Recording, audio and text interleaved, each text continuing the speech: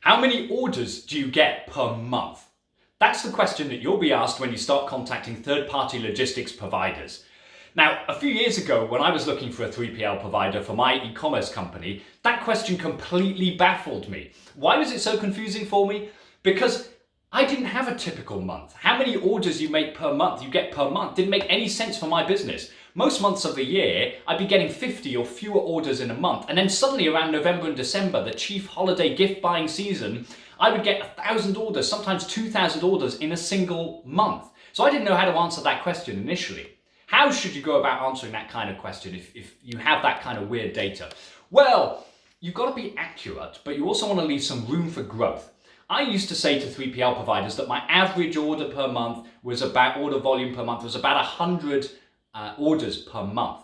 And then what I would say is in the comments on the contact forms of the sites or in my phone calls with 3PL providers, I would just be clear about the fact that we had this seasonal spike towards the end of the year. That's really useful information for 3PL providers. They might, for example, need to be able to plan their staffing so that they bring more people later in the year. And so they need to know that kind of information from you.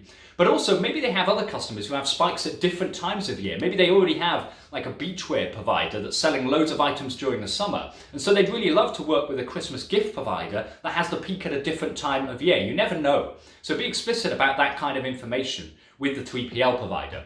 Another thing about spikes is that they show your company's potential to grow. They show that there really is demand for your product. And 3PL companies love working with e-commerce companies that have the potential to grow because they don't need to do any more work to attract a new customer. They can grow their existing customer base. Now, what if you're a startup and you don't actually have any orders coming in per month and you're basing your entire proposition on the fact that you hope to grow in future?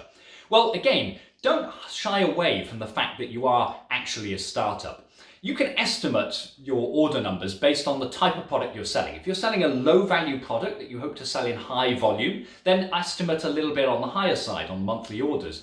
If you're selling a high value product at a higher profit margin, then you might expect to sell fewer of those items and you can point that particular fact out.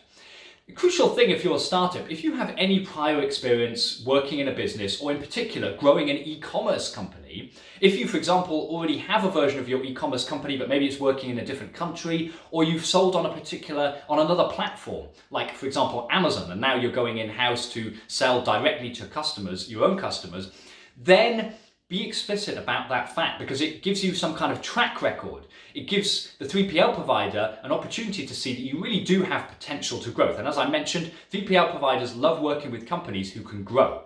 Don't shy away from the fact that you are a startup. Some 3PL providers won't work with startups. They're not interested in working with companies below a particular size. But you don't want to bother with them anyway. There are plenty of companies out there who are eager and willing to work with startups. And in fact, for Philly, my service, Fulfilly3PL.com, will help you find those specific companies who are willing to work with you. And we do it at absolutely no cost, by the way, so do check us out.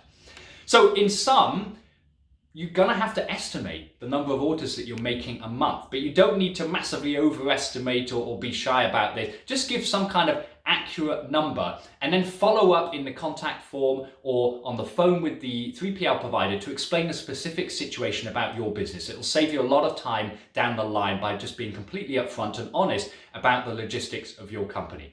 If you enjoyed this video and enjoyed hearing about how you work with 3PL providers, I've done another video called Managing the 3PL Relationship. Do check it out on my site, or it'll be in the comments below this video, or maybe even I'll be able to get YouTube to link to it somehow at the end of this video. Wish me luck.